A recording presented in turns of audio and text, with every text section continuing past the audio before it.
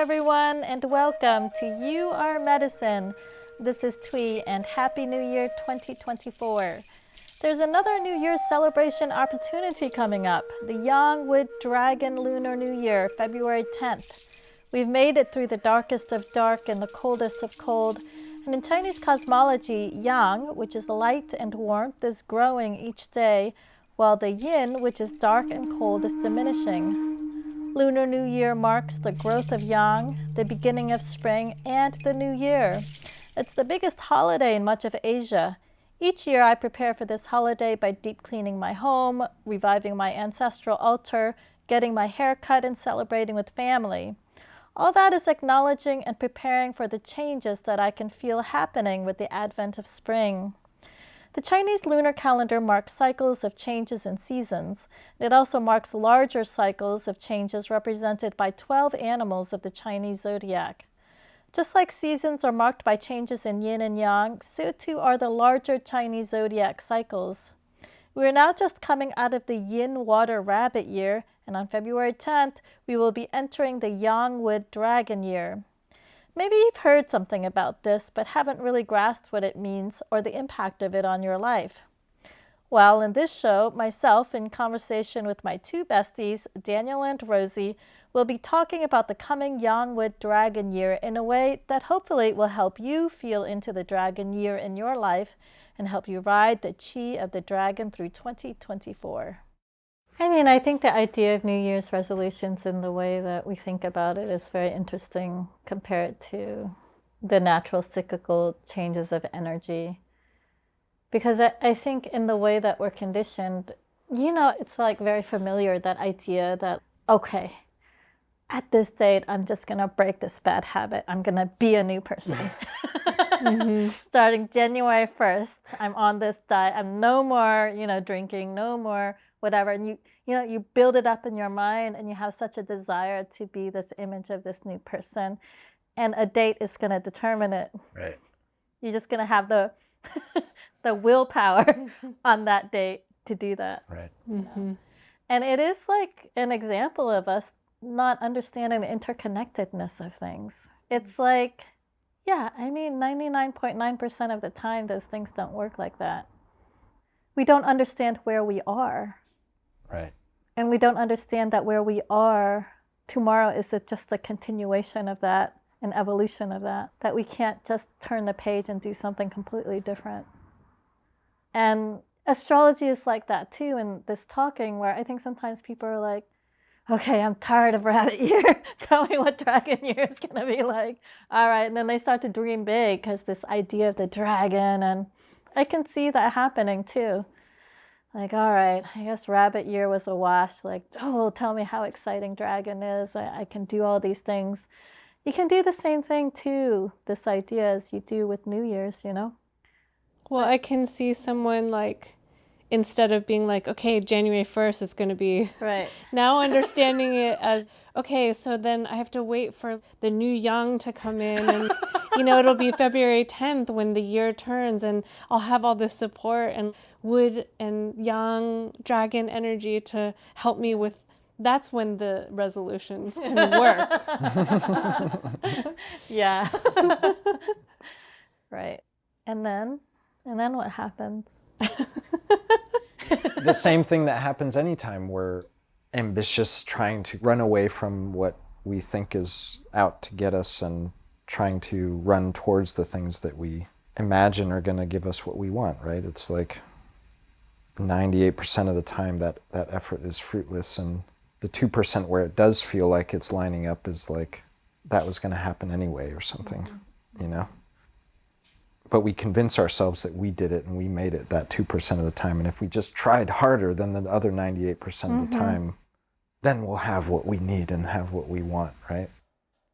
The idea of using these things to further our own individual wants is interesting, because I think what everybody wants is joy and harmony, right? Not like, is this a good year for riches? But, I think we do want riches, but it's only because we want to feel joy, harmony, and peace, right? And safety. Right. So we think that we're looking for, is it a good year for riches? Is it a good year to get married? Because we think that what we actually want is to feel love and stability and safety, right? Right. So I think that all of the patterns of nature is a way to help us harmonize and be in the thing that we're all seeking. So be in the peace and the harmony and the joy.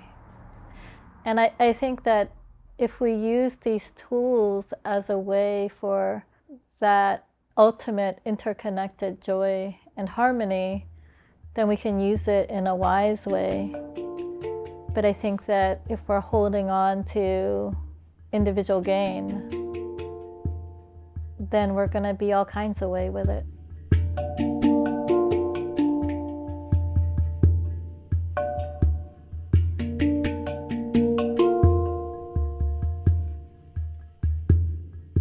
Talking about astrology, Chinese worldview, the yang wood dragon can be challenging. This topic tends to attract or repel a wide array of people. It can attract people who are desperate for advice or something mystical that might offer a solution or strategy to the challenges they might be facing. Or this topic might repel people who consider themselves too rational or intelligent to fall for superstitious notions. I mean, what does a yang wood dragon year mean anyway? Certainly nothing that makes any sense.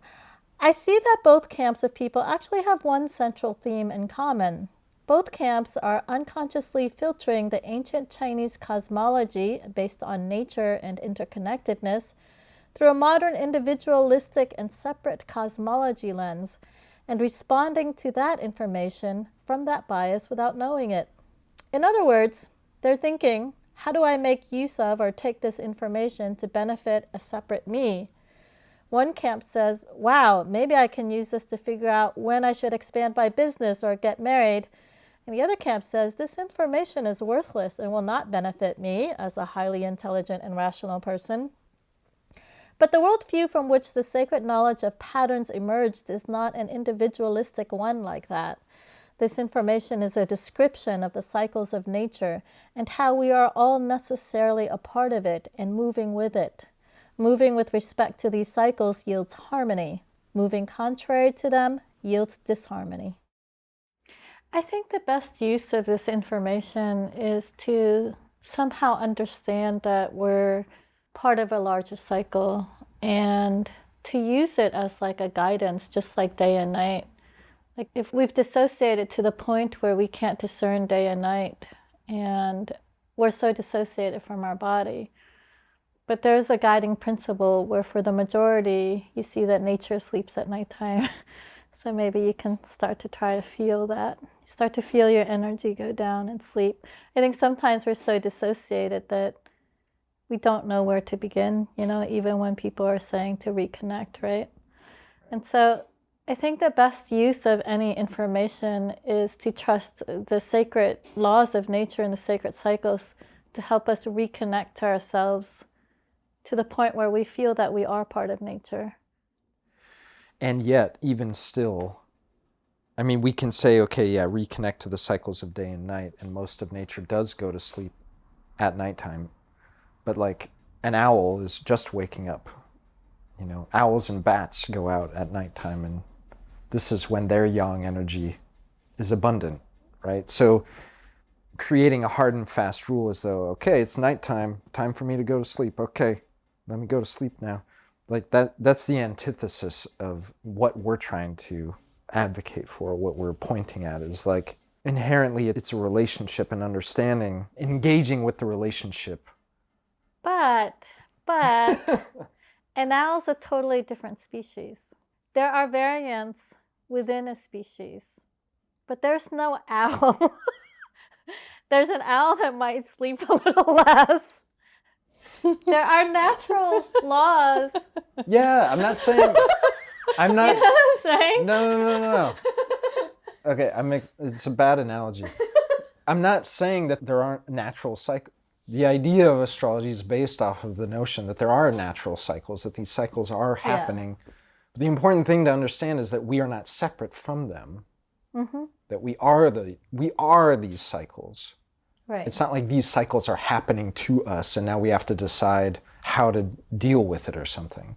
It's like we are these cycles. So, for that said owl, their natural engagement is to wake up when it gets dark, right?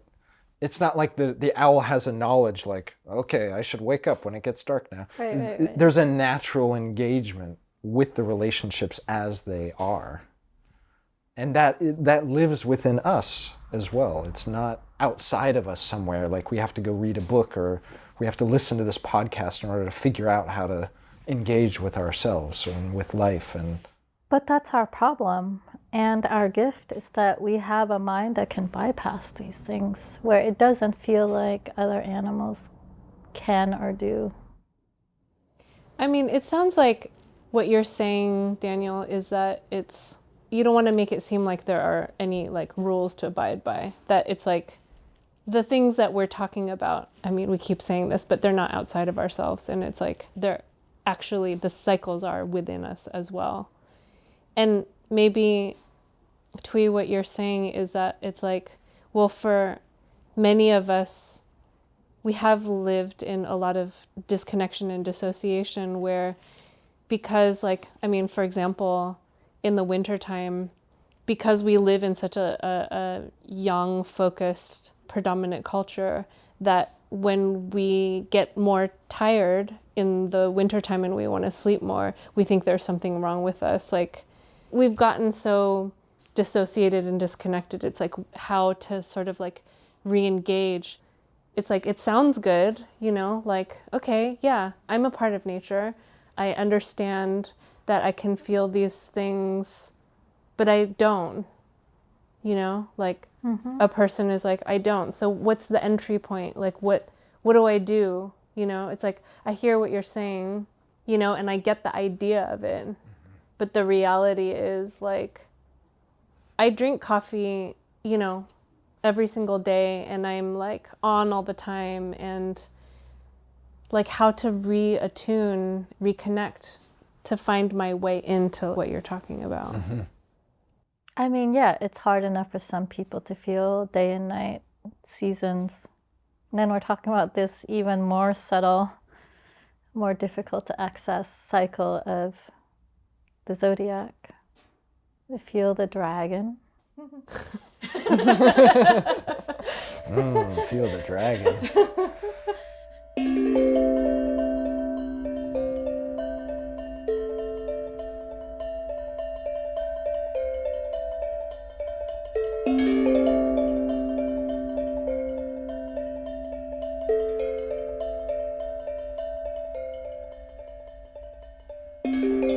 Perhaps there's something about animals as descriptives that turns us off and creates associations with children or unsophisticatedness that supports our dismissal of it, like a rabbit year, a dragon year. But maybe that resistance is more of a commentary about our profound disconnect from nature itself, rather than a commentary on the supposed elementary nature of such descriptions. Most of us do not have an intimate connection or understanding of animals beyond domesticated animals. We don't know what a wild hare is like, and our impressions of rabbit is more like a cuddly, cute, stuffed rabbit. We don't know what a wild boar or stallion is like, so when we hear pig year or horse year, we conjure up disconnected modern images from storybooks that have little to do with the actual energy that these ancient wild animal images are describing. And if we don't know what a rabbit is actually like, then we certainly don't know what a dragon is like. A dragon is not even regarded as a real creature in modern culture. Furthermore, we don't spend enough time in nature to contemplate the corresponding elements associated with each year, like wood dragon. And we don't typically think of the basic sacred cycles of yin-yang to think what a yang wood dragon means. Understanding what we are disconnected from might help us check our biases and open up to a greater understanding and guidance. So let's get to it. What does Yang Wood Dragon Year mean? We are entering into possibly the most exciting time in 20 years, so hold your breath, buckle up, and be prepared for major change.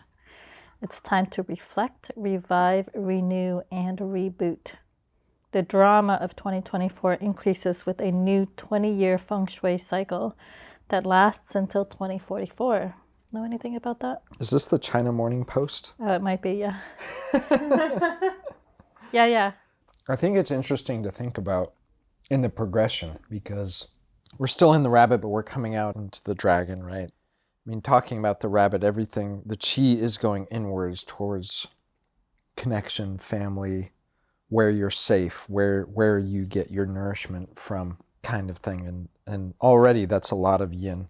And we're in a yin year, and then heading towards yang, wood, and dragon.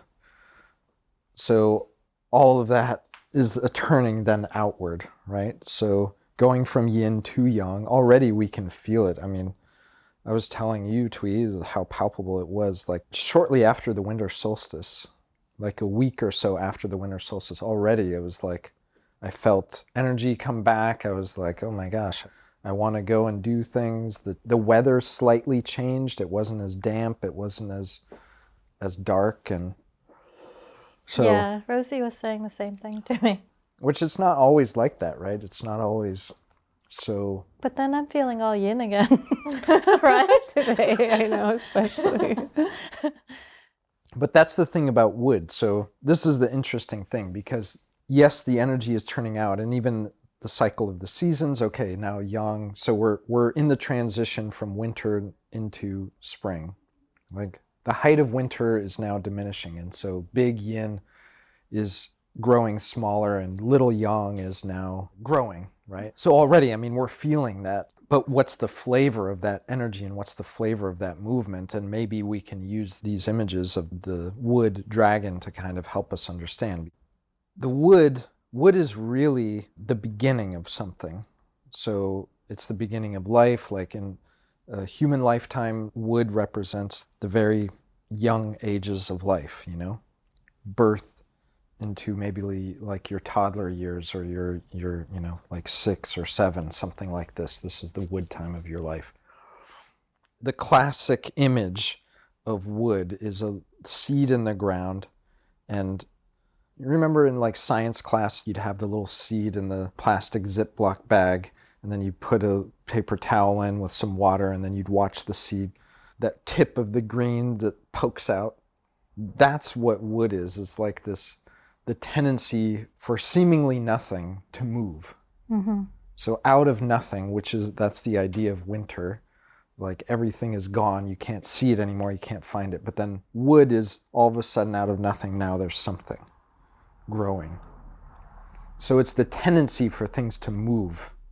That's like the quintessence of wood. So there's chi there, and there's potential there, and there's, of course, movement there. But just like a little child or a very small sprout in the ground, or a very young plant, it's like very vulnerable and very delicate. So there's a lot of potentiality and there's a lot of capacity, but that capacity needs to be nourished and supported and tended to in order for it to put down solid roots and to grow successfully over time. So we know inherently, like, that there's a vulnerability there. Like little children, we're constantly looking out for little children and watching out for them. They have this abundant energy, they have this capacity, but there's no wisdom about how the world works. So there's a vulnerability too. They can injure themselves easily, and because they don't understand the relationships of things in this world and how this world works, right? So there's a tending to and a looking out for that comes with wood, right? And yet vast potentiality and yang energy, just like a toddler running around, constant movement, right? But it's immature yang energy. But it's a yang year, so maybe, the tendency is, okay, let's get going. And that's kind of what we've already, there's a getting up and, okay, I can feel the yang energy now, let's go do. But then okay. Wait, what's that falling back? Because it's Because wood.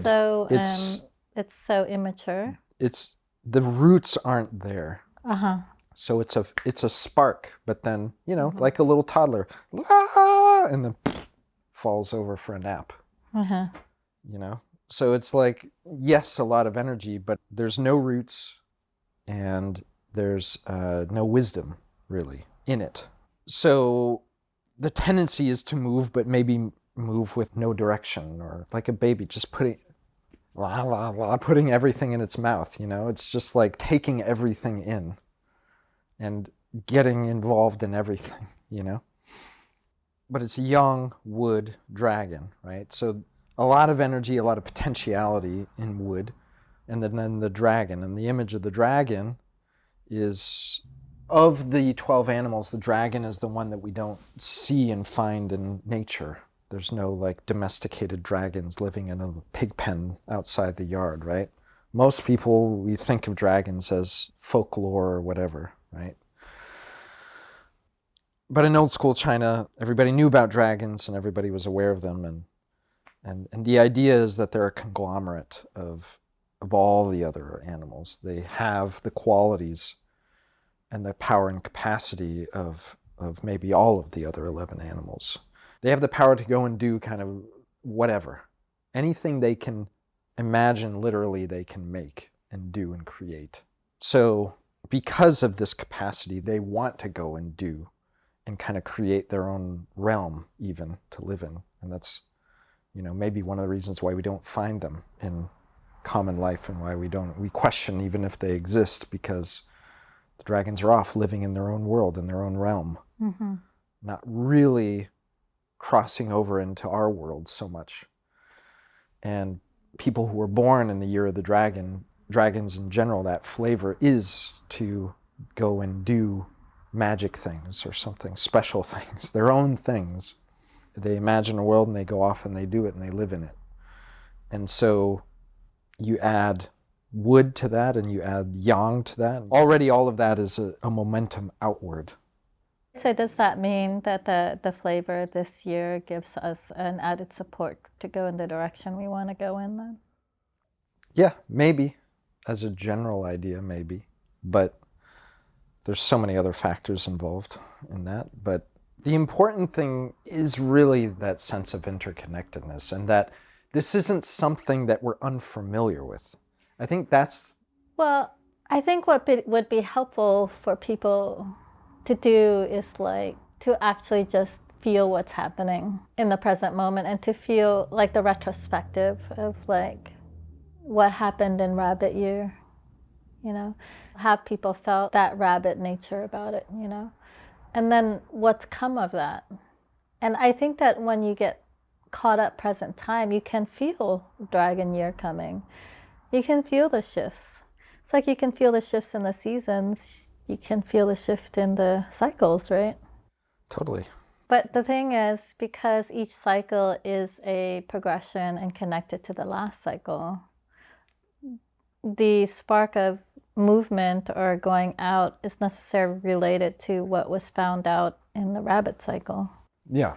I mean, we talk about it as separate things, but yeah, it's a progression and it's interrelated with everything. So whatever you've cultivated previously, I mean, already the chi is already established. Things that could have been planted last year, the seeds that could have been planted a decade ago, things that could have been planted with your ancestors even, or can go back way, way, way, way far. So here we are in the rabbit, the water rabbit, which is very much inward contemplation, going to the ancestors, and what deeply nourishes us. And then now all of a sudden we're going to be, let's go and do, and then, this is amazing. What is it then? Like what's that French dish where they like the flambé and they do the... What? It's like alcohol. They pour the alcohol and then they light it on fire and it's like, ooh. Looks all... Bananas Foster. Right? So there you have it. Our translation of Yang Dragon Year to the modern American sensibilities is Bananas Foster. Now do you get it? Seriously though, I think at this point it's good to not end here but to emphasize relational complexities so that you can make use of what this might mean to you. Winter time during Yin Water Rabbit Year, where we are now, is a time of deep introspection, going to the roots and to the bones of things, down in that rabbit hole where ancestors, family, dreams, darkness reside, back to the time before you were even born, if you can imagine where you were then. How did the flavor of that show up in your life last year? So now we are coming out of that into Yang Dragon Year, shooting out from that rabbit hole deep in the earth to the skies, to the heavens. But then it's just a baby dragon. Maybe we don't yet have full propulsion power, but it's the beginning of that. The young energy and ambition. There might be starts and stops this year, but starts for sure. And with some direction, depending on what we discovered down in that rabbit hole, and depending on what animal you are, as discussed in our previous podcasts on the 12 zodiac animals, each person also is a zodiac animal, or more precisely 4 zodiac animals. And because of this, each person will respond differently to the animal of the year. Daniel, for example, is a pig, if you can tell from his food analogies. And because of this, his relationship to Dragon Year will be different from my relationship as a rat. Maybe it gets a bit too complicated to say anything definitive in a way, but there is still an overarching vibe to the Dragon Year that everyone will be responding to. I wondered how this was all landing on Rosie. You feel it? Oh, totally. It's interesting though, like as I'm listening to Daniel talk, I can feel myself going back and forth between feeling my own experience, and also it's such a familiar thing to like externalize the information. I can feel myself going there. Right. Even in real time in listening, where I'm like, I can feel a totally different feeling in my body, where when I'm listening to information that's outside of myself, it's just like a different sensation than actually, like, I can then switch over and go back and think about Rabbit Year retrospectively and actually how I am feeling exactly what you're describing. But that the internal experience, that it validates, like what I was saying before, validates that internal experience. Because it's such a familiar way to be, especially with astrology, where I think in the past I've used astrology as like, I want to know the future because I want to know that things are going to be okay. Right. You know, and it's like something that I'm holding on to from a fearful place, and sort of like, because the future is so unknown, if someone's telling me what's going to happen, then there's some safety that I can hold on to because, oh, this is what it's going to be about. I'm going to like hold on to that. Yeah. And it's familiar when I have read horoscopes in my life or done anything with astrology. But now shifting into this other way of being with the information, it's like totally everything you're describing how I'm feeling with the shift from Rabbit Year into Dragon Year. Yeah. I think this is one of the reasons why I'm hesitant to even talk about it, because there is the tendency to externalize and create some kind of an idea about what it is, rather than take us back into our own experience of it. And I've fallen into the same pattern myself, where it's like I have some idea about the way that things will go or should go or need to go, or what I need to do in order to be in sync with the time of year or whatever. I feel it's important to make clear, if possible, that all of these images, it's not saying anything new. It's a language that hopefully is describing our experience as it is, rather than overlaying some new idea that then we can use as a tool or a mechanism to get what we want or avoid pitfalls or whatever. It can be used that way, and I've certainly used it that way, but that's very limited, and it takes us further away from our own experience rather than puts us back into what and who we are.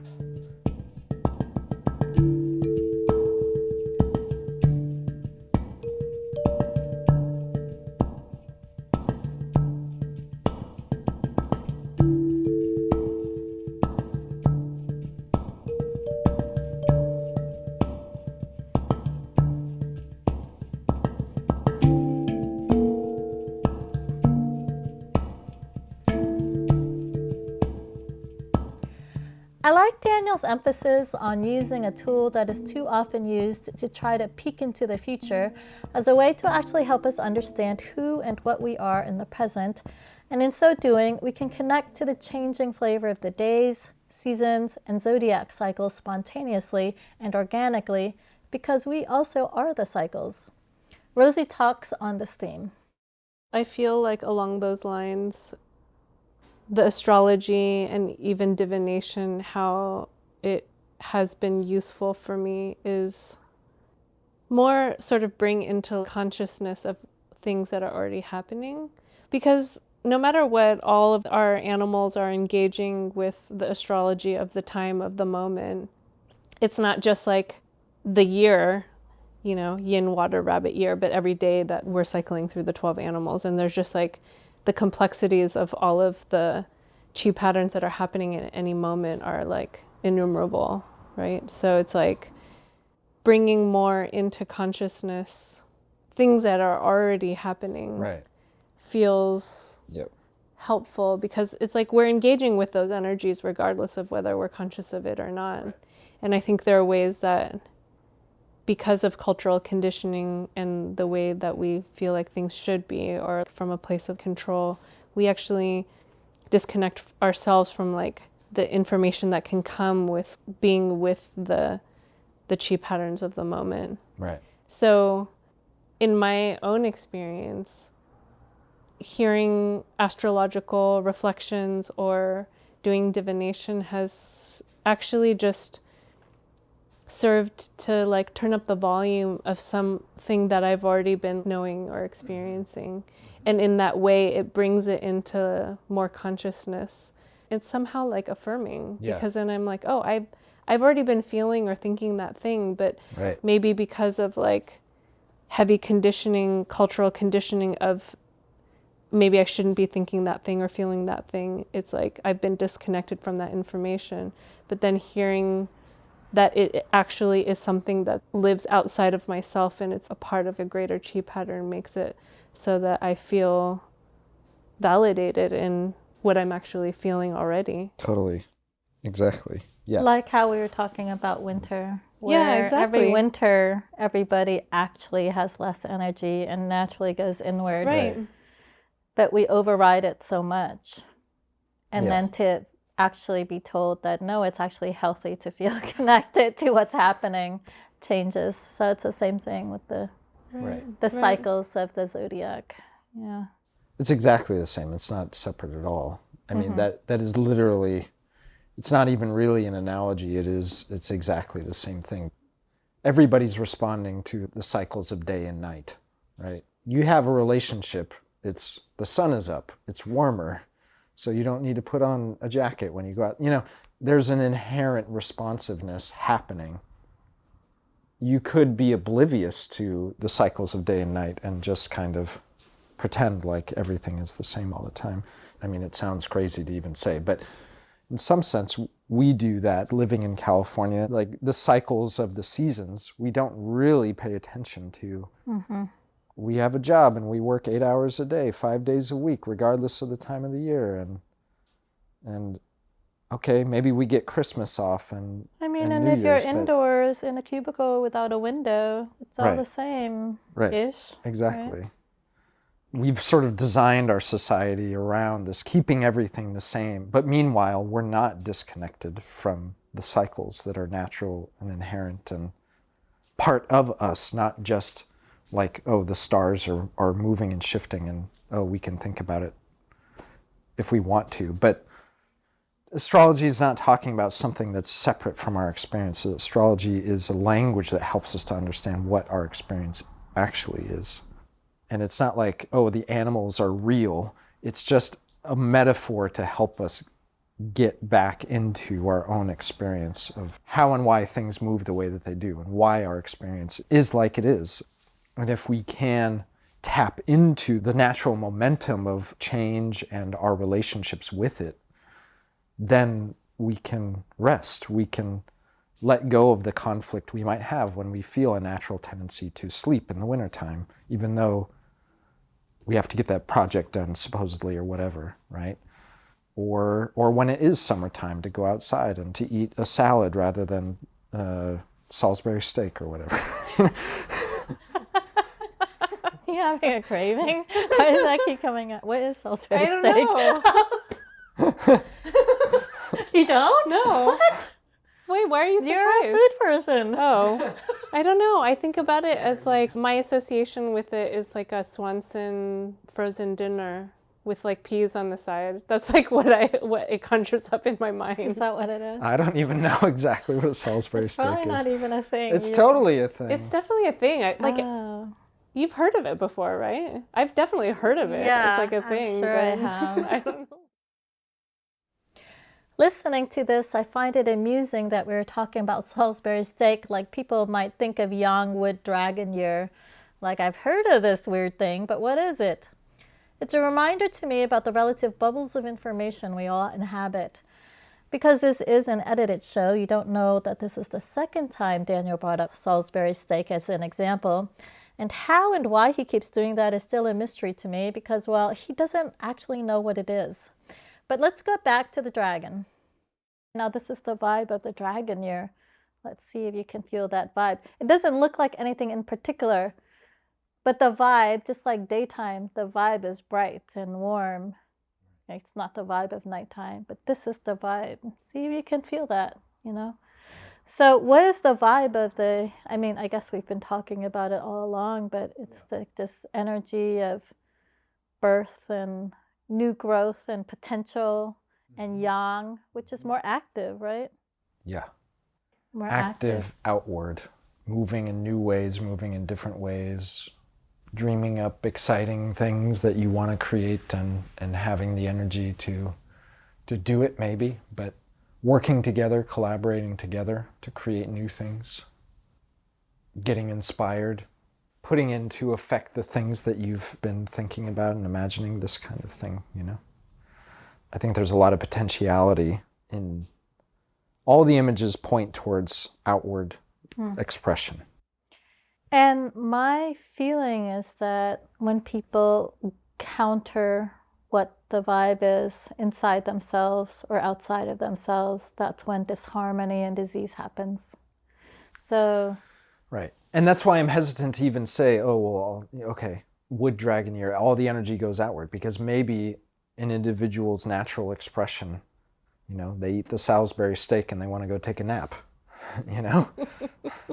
But also, if they didn't go with the yin energy of the rabbit last year, and they spent all of their energy going against that by bypassing and using up all of their energy and, you know, like doing all kinds of crazy things.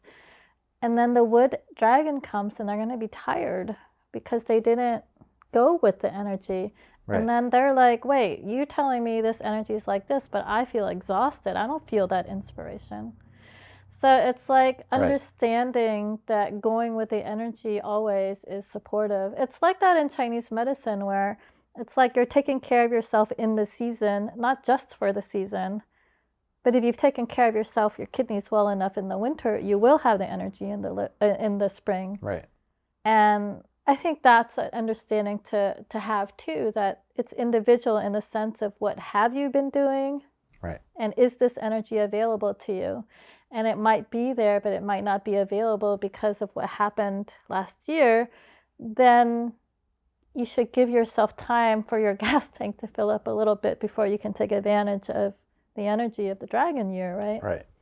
Well, I like the example that you always use when you talk about that, which is just something that I think probably everyone can relate to, just in terms of time scale, is just like getting a good night's sleep and then setting yourself up for like a good day the next day, as opposed to not sleeping enough and not resting well, and then you feel immediately the effects of that.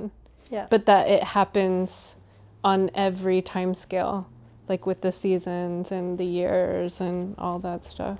But I think that particular example is immediately relatable. Sometimes when we try to understand something that feels completely foreign to us, we imagine it's like trying to understand, I don't know, nuclear physics or something. But actually, the Chinese zodiac cycle is just a larger cycle that follow the same laws that smaller, more relatable cycles follow. Laws of change, of expansion and contraction, of yin and yang, sacred, immutable laws of the universe that serve us well to find harmony and rhythm with. I think these larger cycles are also a good reminder to continue to see life, our lives in cycles, like expansion and contraction, expansion and contraction. Because I think there is something inside the modern mind that we forget that, and so we're very short-sighted in our goals.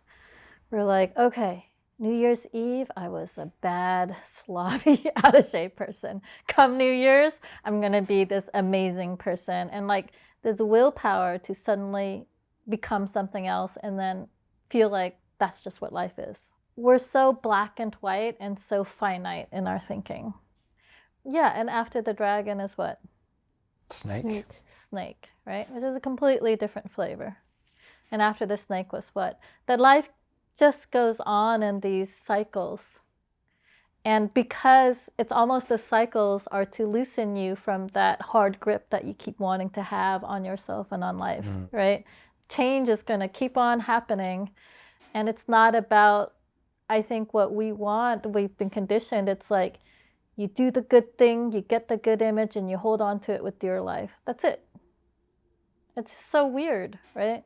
But like to loosen us from that experience of life like that, which feels so narrow, and just to go along with these cycles, I think it's, I don't know, the day and night is great in the season, but the wider you can understand cycles and the less personal it is, the more I think that it's helpful to see ourselves as one part of an interconnected universe, because I think so much suffering is this idea that we're isolated or our very short temporal experience is all there is, you know? Mm-hmm.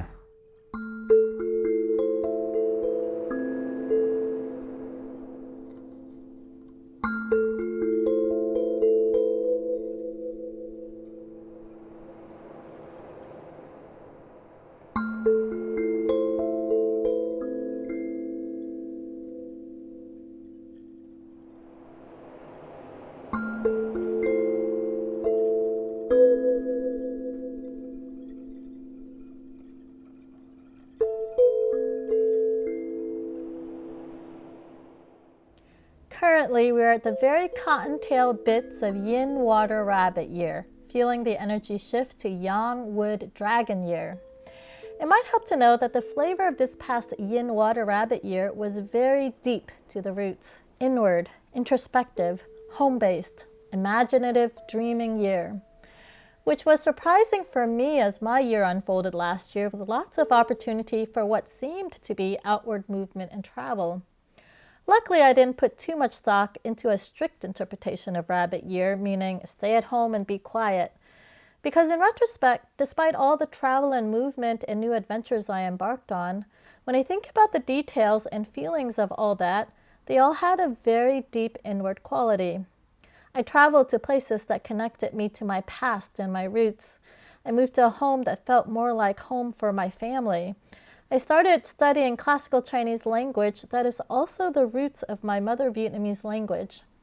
I moved my radio shows to this venue of podcasting, which allowed me more creative freedom to be and express myself.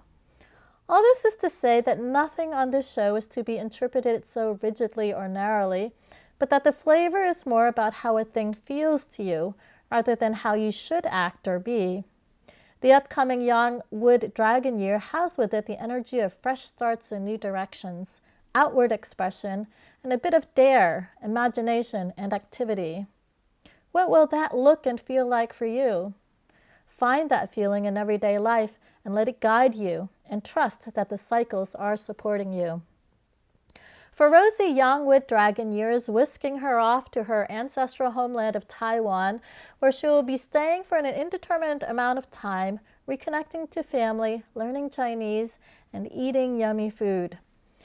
It is an idea that not too long ago she wasn't even able to dream up for herself.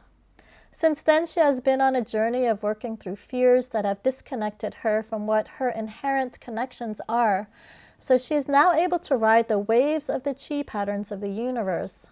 She will be riding that wood dragon to her homeland 2 days after the new year. As for myself and Daniel, we don't have anything like that yet planned for the dragon year, but we can feel the energy of it creating new pathways or inroads for more of this type of work. Daniel's 4 Animals astrology is taking off, and if you would like to have an astrology reading for the upcoming Yang Wood Dragon year, you can visit him at 4animalsastrology.com. I will continue to be doing work that I am passionate about, but I'm feeling perhaps my Yang Wood Dragon wants to fly me off to a secluded mountain somewhere where I can have more quiet time to work on writing a book. But we'll see. One last note. So everything gonna be okay. That's the moral of the story. Everything gonna be okay. As long as we can let go of our ideas of how things should be. Except at nighttime you should sleep. At daytime you should be Unless active. you're an owl. And rabbit, you should go inward. Dragon, you should go outward. But you should always eat Salisbury steak. What is this Salisbury steak thing?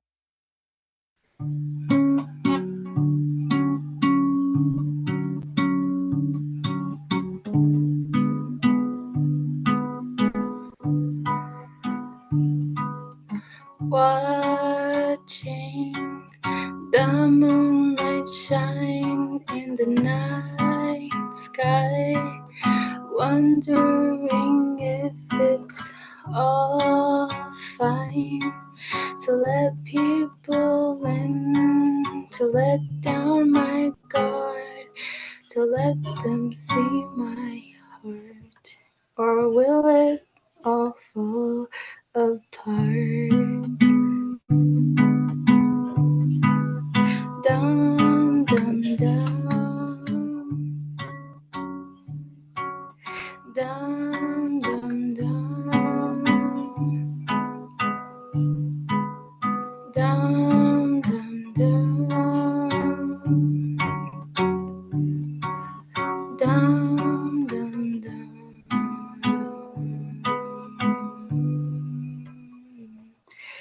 But I wake up to reality, so scared to let them pass my guard. But a moment came when I realized it'll all be okay. To forgive myself and to move on and to let go.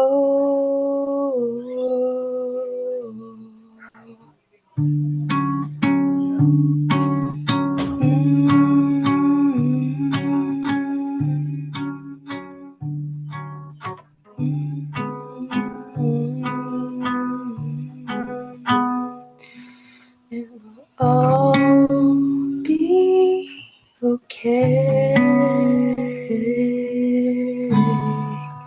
Ta-da.